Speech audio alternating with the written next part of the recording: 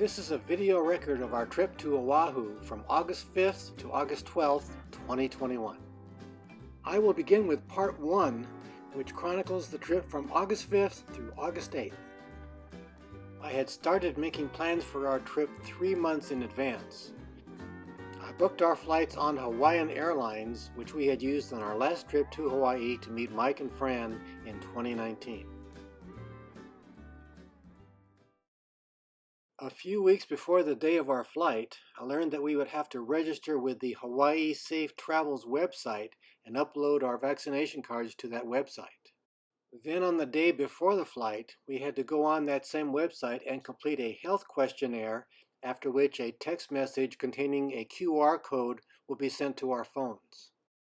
If there had been any problems with this process, we would not have been able to go on our flight and would, in all likelihood, have lost the cost of the trip to that point. So still not being 100% sure that all would go well, we woke up at 4:30 on the morning of the 5th and got ready. At 6 o'clock, Clark arrived to take us to the airport. Everything went smoothly and we arrived at Terminal 5 of LAX. We said our goodbyes to Clark and checked in our luggage. Then we were given a choice: see someone in the next counter to get our COVID wristbands, or go through security and get them at the boarding gate upstairs. Luckily, we chose to wait in the next counter. As we were waiting in that line, Robin noticed that I didn't have my brand new video camera that the kids had given me for my birthday. I suddenly realized that I had left it in Clark's car. I immediately called him and he said he would return to the airport. We got our COVID wristbands, and a short time later, Clark arrived with my video camera. We went through security, then proceeded through the concourse to our boarding gate at the end of the concourse.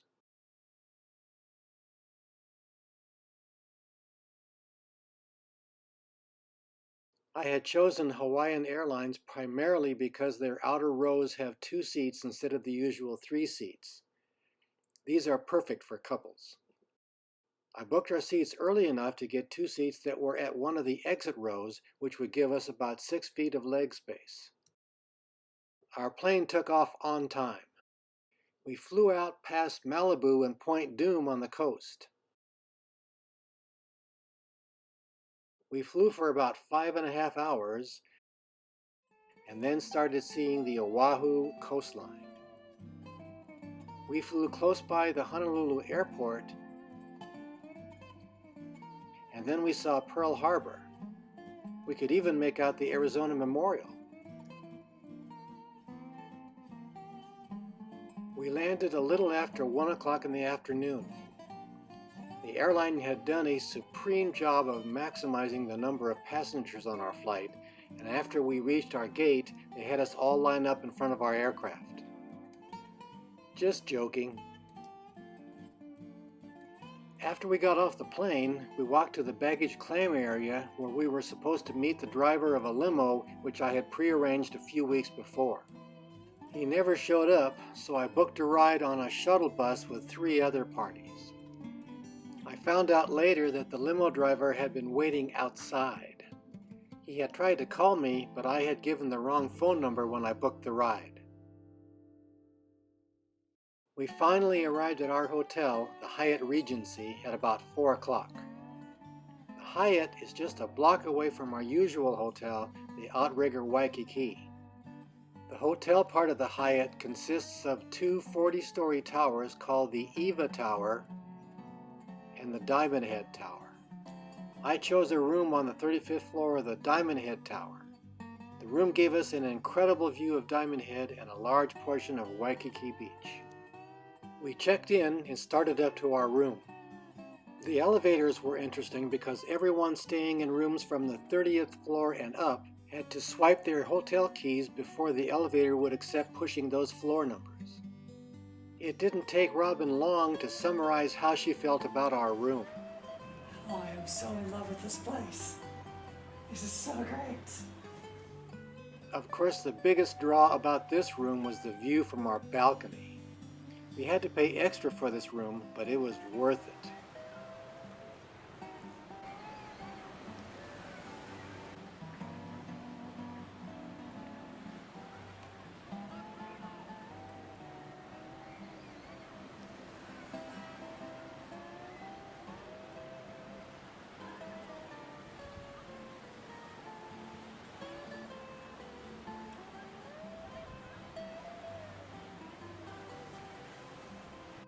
The balcony also had a small table and two chairs, and it never got direct sunlight. We were always in the shade. After soaking up the view and the fresh air, we walked back into our room.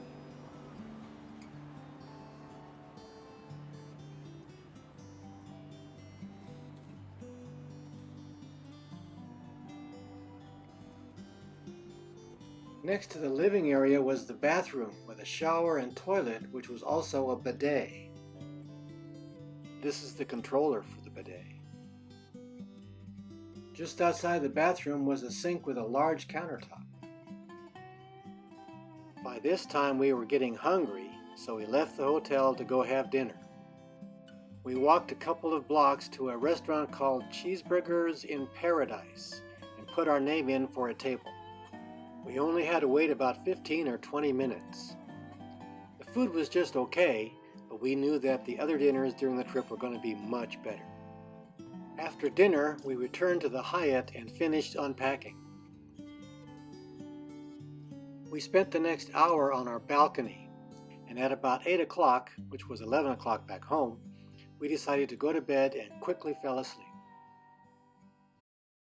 The next morning, Friday, August 6th, I woke up at about 4 o'clock, which was 7 o'clock back home.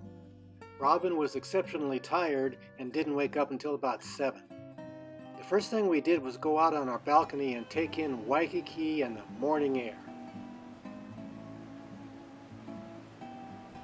While there, I got this shot to show how high up we were.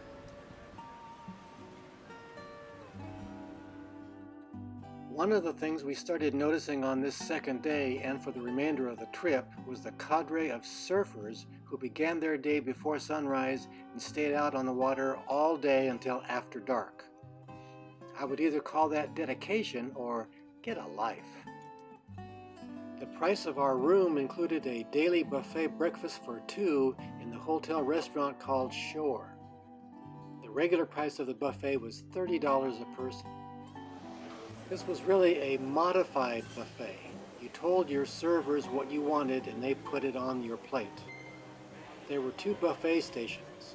This one was for the hot food and another one for breads and cold food. We could eat inside or we could eat outside. We always chose to sit outside, shaded by our diamond head tower. The food was very good, and we always went back for seconds and sometimes for thirds. Breakfast even included a little floor show of pigeons and finch. After breakfast that first morning, we explored the hotel, starting with the pool area, which was just outside the restaurant. This again is the Diamond Head Tower.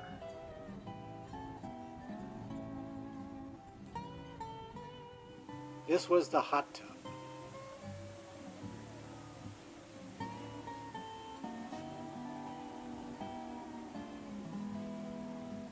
And these were two of the three cabanas that hotel guests could rent for the very reasonable price of only $200 a day.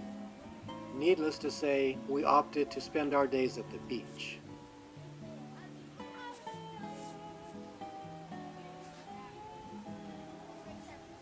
Here is a better view of the pool. Both the restaurant and the pool area were on the third floor of the hotel. This kept the traffic noise to a minimum and gave a great elevated view of Waikiki Beach.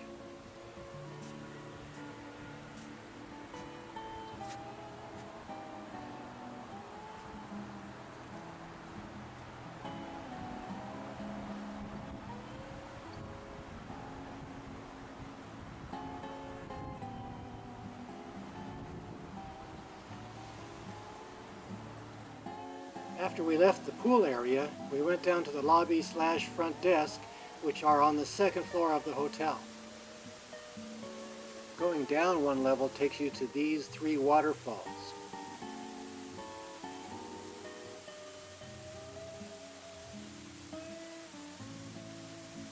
Fanning out from both sides of the waterfalls are two long corridors containing shops and snack stands.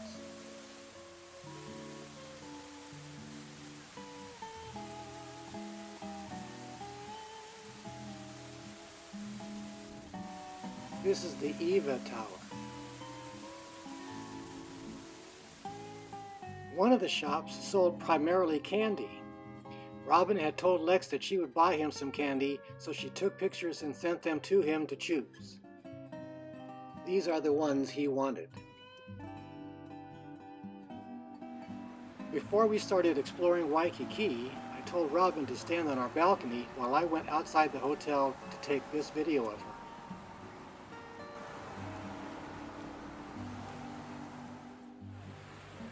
Next, we started our exploration of Kuhio Beach, which is the beach right in front of the Hyatt.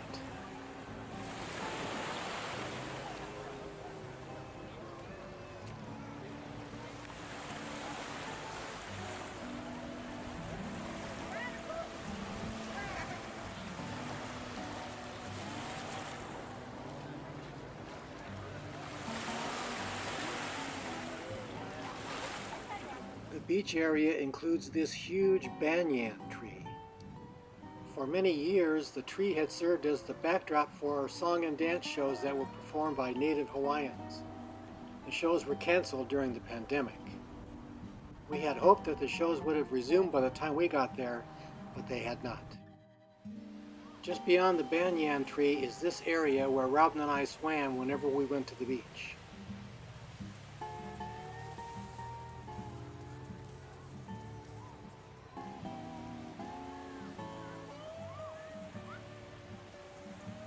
Later, Robin and I went shopping on Kalakua, the main street running the length of Waikiki Beach. Around lunchtime, we decided to get something to eat at the ABC store in the Hyatt. We bought a sandwich, some cut-up fruit, and 2 Diet Cokes. We returned to our room and shared the food out on our balcony. The view more than made up for the less than stellar lunch. Robin decided to spend much of that afternoon on the balcony listening to music on her earpods. I decided to continue wandering around Waikiki. While Robin was never in the direct sun, she still ended her time on our balcony with a sunburned face and upper chest. We assumed that it was due to the reflection of the buildings visible from our balcony. That night we had dinner at this Benihana-style restaurant called Tanaka of Tokyo. It is just a block up from our hotel. The decor and lighting were very upscale. There were relatively few people there at that time, so it was much quieter than Benihana's. The group with whom we sat included an Asian married couple and 3 men. They all knew each other and were very friendly and talkative. Like Benihana, they started with miso soup. It was terrible.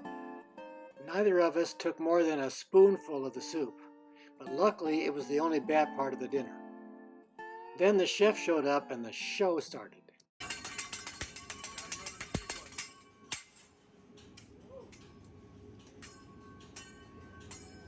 Everybody ready? Ready.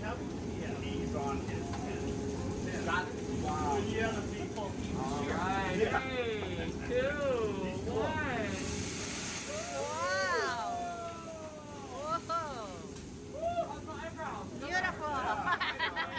A little bit of power right here. 3, 2, 1, 0. Negative 1. Launch. That's a mini.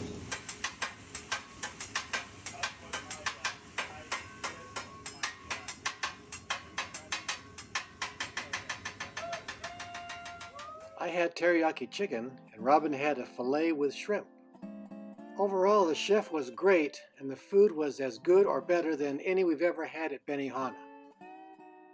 After dinner, we returned briefly to the Hyatt where we freshened up and then left to walk down Waikiki Beach.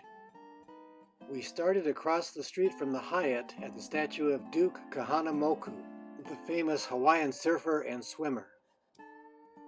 Next, we walked down to the water's edge and started in the general direction of the horseshoe-shaped Sheraton Hotel, the last building on the left. One of the first places we walked past was the Moana Surfrider Hotel, the white building on your right.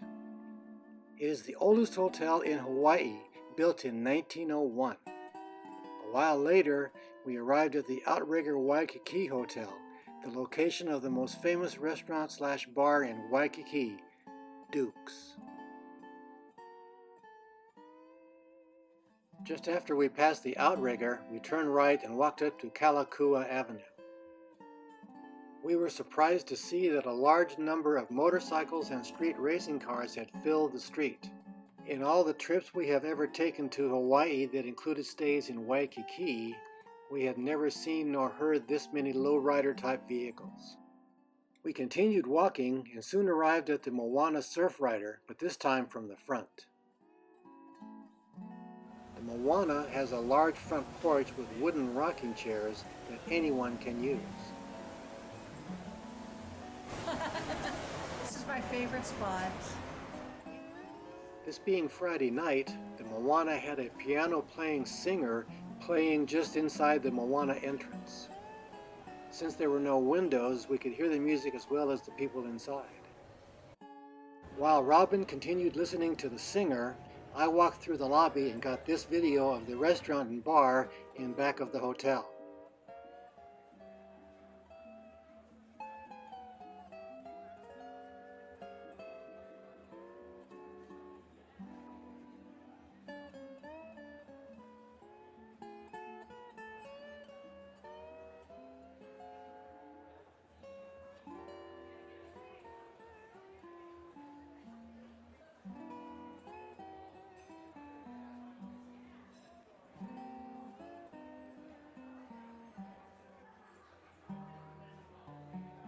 Later, we reluctantly left the Moana and returned to the Hyatt.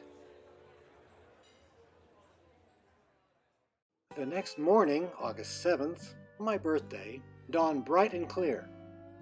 On the previous day, I had noticed that the ocean by the hotel stayed shaded until about 10 o'clock. So after we woke up, we walked straight down to the beach and went swimming for an hour. We then returned to our room, changed, and went downstairs and had breakfast in the shore restaurant.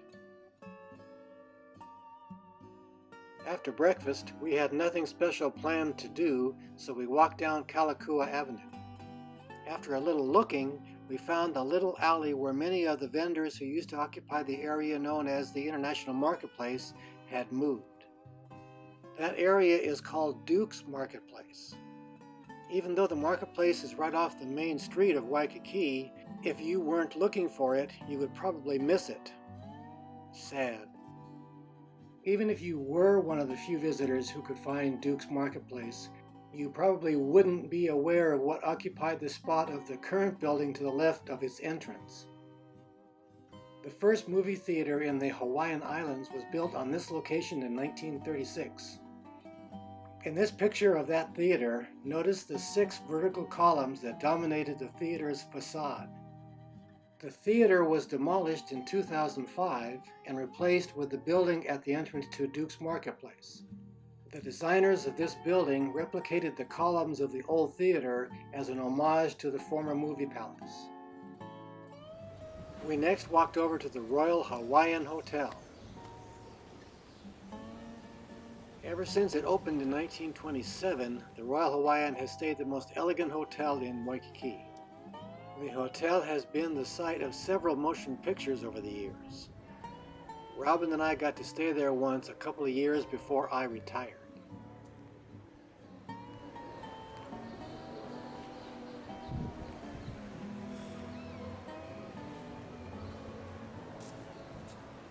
The area between the hotel and the beach is particularly pretty with this large lawn next to their outside bar and restaurant.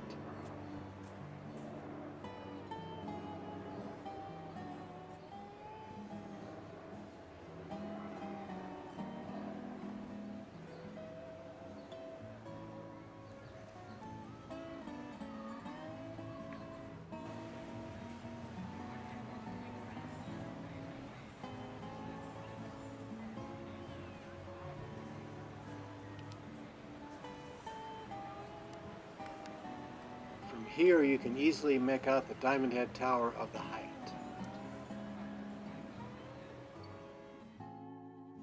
Robin had wanted dinner this night to be special for my birthday. I had made a reservation for a restaurant called the Chart House, but it would take 30 to 45 minutes to walk there, so we decided to stop at Ruth's Chris Steakhouse to have dinner. The restaurant is on the second floor of this little shopping area, which is right across the street from the Imperial Hotel where we had stayed with Mike and Fran 2 years earlier. We could have eaten inside, but they offered outside eating and took us to a table not far from the entrance. This was one of the nicest dinners Robin and I ever had, and because we had arrived early, we had the waiter all to ourselves. I decided to have a Mai Tai to help celebrate my birthday, while Robin had a Sprite. I started with a mixed green salad and Robin had a Caesar salad. We had both ordered filet mignon with a baked potato. They were both superb. The waiter said our dinners came with ice cream, but before we were able to eat the ice cream, he brought us this tray of strawberries swimming in a flambé concoction of chocolate and caramel that he proceeded to set afire. He said the strawberries were a complimentary treat for my birthday. It was scrumptious. The dinner cost $175, but it was worth every cent. What a way to celebrate one's birthday. After dinner, we started walking back towards the Hyatt and for some reason wound up back at the Royal Hawaiian at dusk. After that, we did some more shopping, then returned to the hotel. We spent the rest of the evening on our balcony, taking in the scenery and talking with Lex and the kids. The next morning, August 8th, started with breakfast at the shore. Unbeknownst to me, Robin had always wanted to see the Honolulu Zoo.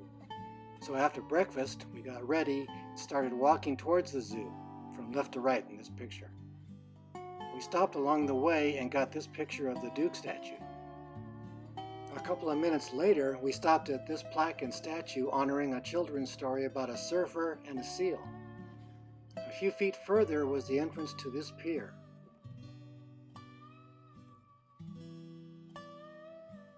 The end of the pier is a great spot to get pictures of Waikiki. The zoo is on the other side of the trees you can see from the pier. We next walked across the street and through the park to the zoo entrance. Surprisingly, there was a line of people waiting for the zoo to open at 10 o'clock.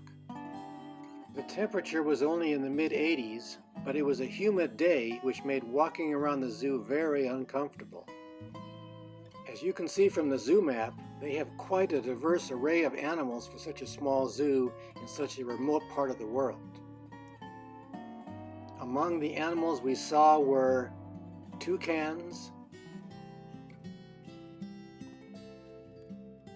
white gibbons, black gibbons, gorillas, Komodo dragons, elephants, lions, and even penguins. As usual, Robin's favorite was the giraffe, shown here with a zebra.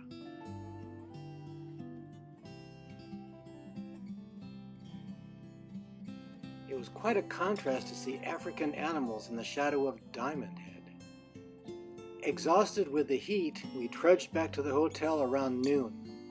We still hadn't had lunch, so I walked back to the McDonald's about halfway between the hotel and the zoo, got a quarter pounder for myself and a regular hamburger for Robin. I brought them back to our room and we dined on our balcony. That afternoon, Robin napped while I did some more exploring of Waikiki.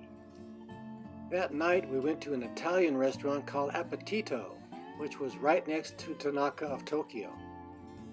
This was the worst dining experience we had during the entire week.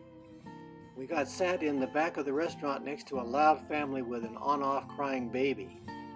Our table was also next to the restrooms, which, while sporting this unique restroom sign, was not the most appealing place in which to sit. Robin ordered a chicken dish, which turned out to be a complete chicken. Robin was more than a little surprised. Almost nothing on the menu appealed to me, so I chose a bowl of risotto to eat. Even though it looks like I enjoyed it, I didn't. After dinner, we walked around a little bit. Then we went out to the beach to get pictures of the sunset.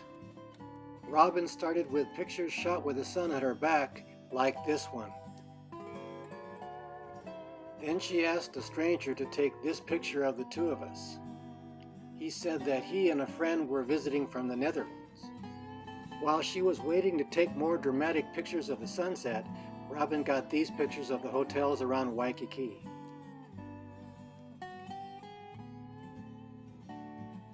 Now here are Robin's best sunset pictures.